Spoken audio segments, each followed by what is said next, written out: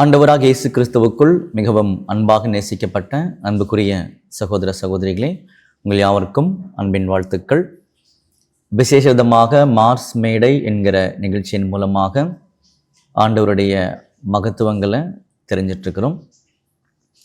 அந்த வகையில் இன்றைக்கி நம்ம பார்க்கக்கூடிய ஒரு மகத்துவமான உண்மையின் தலைப்பானது கர்த்தர் கிறிஸ்துவால் செய்ய முடியாதது அப்படின்ற தலைப்பில் ஒரு உண்மையை குறித்து நாம் பார்க்க போகிறோம்.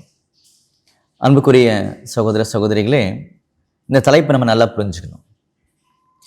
நம்முடைய ஆண்டவராக இயேசு கிறிஸ்துவுக்கு சகல அதிகாரங்களும் கொடுக்கப்பட்டிருக்கின்றது தான் நம்ம வாசிக்கிறோம். வானத்திலும் பூமியிலும் சகல அதிகாரங்கள் என கொடுக்கப்பட்டிருக்கின்றது அங்கே சொல்லப்பட்டிருக்கு.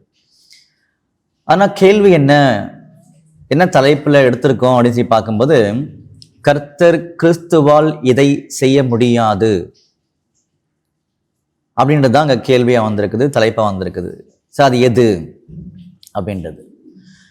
இப்போ வானத்திலையும் பூமியிலையும் சகல அதிகாரங்கள் எனக்கு கொடுக்கப்பட்டிருக்கின்றது அப்படின்னு ஒரு மத்த 28ஆம் அதிகாரத்தில் சொல்லக்கூடிய காரியமானது அவர் உயிர் தெழுந்ததற்கு அப்புறமா சொல்லப்பட்ட ஒரு காரியம்.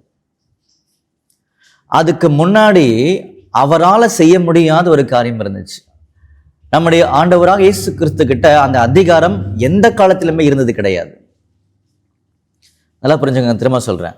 நம்முடைய ஆண்டவராகிய இயேசு கிறிஸ்துவுக்கு அந்த அதிகாரமானது எந்த காலத்திலுமே இருந்தது கிடையாது அப்படின்ற ஒரு வார்த்தையும் இந்த இடத்துல நாங்கள் பதிவு செய்ய விரும்புகிறோம். அப்போ அதனால தான் பார்த்தீங்கன்னா அவர் உயிர் தெழுந்ததுக்கு அப்புறமாக தான் இந்த அதிகாரமானது அவர் கையில் இருந்ததுன்றது நமக்கு தெரியுது.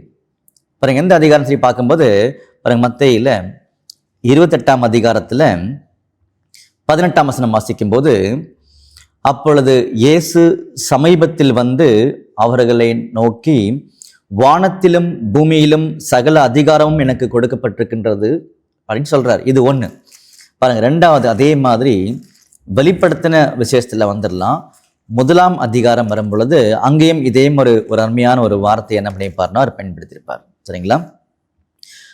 18ஆம் வசனம் வாசிக்க போகிறோம். வெளிப்படுத்தல் 1:18. மரித்தேன், ஆனாலும் இதோ சதா காலங்களிலும் உயிரோடு இருக்கிறேன். ஆமேன். நான் மரணத்திற்கும் பாதாளத்திற்கும் உரிய திறவுகோலை உடையவனாக இருக்கிறேன் சொல்றார். அப்போ இதெல்லாம் பார்த்தீங்கன்னா நம்முடைய இயேசு கிறிஸ்துவினுடைய உயிர்த்தெழுதலுக்கு பிறகு. இந்த கேள்வியை மறந்துடக்கூடாது. நம்முடைய ஆண்டவராக இயேசு கிறிஸ்து கிட்ட பார்த்தீங்கன்னா இதற்கு முன்பாக, எதுக்கு முன்பாக, இந்த உயிர்த்தெழுதலுக்கு முன்பாக எந்த காலத்திலுமே அவருக்கு இந்த அதிகாரம் இருந்தது கிடையாது அப்படின்றது தான் இந்த கேள்வியை பதிவு செய்கிறோம். அப்போ அது எந்த அதிகாரம், நீங்கள் எப்படி பகுத்தறிஞ்சு பார்த்துக்கணும்னு சொல்லி பார்க்கும்போது, இது உயிர்த்தெழுதலுக்கு அப்புறமா இந்த பகுதியை பற்றி நாங்கள் பேசவே இல்லை, இந்த பகுதியை பற்றி. அப்போ அவருடைய உயிர்த்தெழுதலுக்கு முன்பாக இந்த அதிகாரமானது எந்த காலப்பகுதியிலுமே அவர் கண்ட்ரோலில் அவர் கையில் இருந்ததே கிடையாது. அது எந்த ஒரு காரியம் அவரால் இது செய்ய முடியாது. எது அடிச்சு பார்த்தீங்கன்னா, அவர் இந்த பூமியில் வந்து பல பாடுகள் பட்டு மரித்தார் இல்லையா? அப்படி மரித்ததுக்கு அப்புறமா அவரால் என்ன பண்ண முடியாதுன்னா உயிர்த்தெழுந்தே வர முடியாது.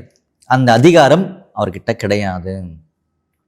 அப்ப அன்புக்குரிய சகோதரர்களே, இந்த அதிகாரத்தை உடையவர் தான் நம்முடைய இயேசு கிறிஸ்துவை உண்டாக்குனவர், பிதாவாகிய யாவே தேவன், யெகோவா தேவன் அப்படின்றது தான் வேதாகமம் நமக்கு இங்க மிக தெளிவாக காமிக்குது. அப்ப அன்புக்குரிய சகோதர சகோதரிகளே, சொல்லக்கூடிய இந்த காரியங்களை அவசரப்பட்டு யோசிச்சு சிந்தனைகளை சிதற விட வேண்டாம் அப்படின்னு சொன்னேன். காரணம் என்னன்னா, கிறிஸ்தவர்கள் பார்த்தீங்கன்னா தயவு கூர்ந்து சிந்தியுங்க. நம்முடைய ஆண்டவர் இங்க மரித்திருக்கிறாரு, ஏறக்குறைய 3 நாள் பூமியில் இருக்கிறாரு. அவரால் வெளியில வர முடியாது, அந்த அதிகாரம் கிடையாது. அப்ப அவரை வெளியே கொண்டது யாரு அப்படின்னு சொல்லி பார்க்கும்போது தான் அவருக்கு ஏற்கனவே உயிரை கொடுத்து உண்டாக்கி உயிர் தெழுப்பின பிதாவாகிய தேவன். பாருங்க, அப்போஸ்தலர்ல 2ஆம் அதிகாரத்துல 24ஆம் வசனம் வாசிக்கலாம். தேவன் அவருடைய மரண உபாதிகளின் கட்டை அவிழ்த்து அவரை எழுப்பினார். அவர் மரணத்தினால் கட்டப்பட்டிருக்க கூடாதிருந்தது அப்படின்னு படிக்கிறோம். காரணம் என்னன்னா, தன்னுடைய உயிரை தியாகமாக கொடுத்துட்டார். விலை கிரயமாக கொடுத்துட்டார். அந்த உயிருக்கான ஒரு மரியாதையை பிதாகிய தேவன் என்ன பண்ணார்னா அங்கீகரிக்கிறார். அதனாலதான் அவரை உயிர் தெழுப்புறார். அப்ப நம்முடைய இயேசு கிறிஸ்துவின் உயிரானது இங்க போயிடுச்சு, மரிச்சிட்டார். அப்ப இந்த ஒரு மரணத்தை மரணமானது கட்டி வைக்க முடியல. அப்ப நம்முடைய ஆண்டவரை மரணத்திலிருந்து பிதாவாகிய தேவன் என்ன பண்ணாருன்னா எழுப்புறாரு. மரணம் அவரை கட்டி வச்சது நம்முடைய ஆண்டவராக இயேசு கிறிஸ்துவால கட்ட உடைக்க முடியாது, வெளியில வர முடியாது, பிதாகிய தேவன் எழுப்பினார். அப்ப இந்த பாடத்தினுடைய முக்கியமான ஒரு கேள்வியானது, நம்முடைய ஆண்டவராக இயேசு கிறிஸ்துட்ட இல்லாத ஒரு அதிகாரம், செய்ய முடியாத ஒரு காரியம் என்னன்னு சொல்லி பார்த்தீங்கன்னா, அவரு தன்னைத்தானே உயிர் திறப்ப முடியாது. அவரை மரணம் கட்டி வச்சிருந்தது. அந்த கட்டை உடைச்சது யாருன்னா சர்வ வல்லமையுள்ள பிதாகிய தேவன். அதுக்கப்புறமா நம்முடைய ஆண்டவர் உயிர் தெழுந்ததுக்கு அப்புறமா சகல அதிகாரங்களும் அவர் கொடுக்கப்பட்டிருக்கின்றத வேதாகம் தெளிவுபடுத்தி காமிக்குது. அன்புக்குரிய சகோதரர்களே, அதே போலதான் நமக்கும்.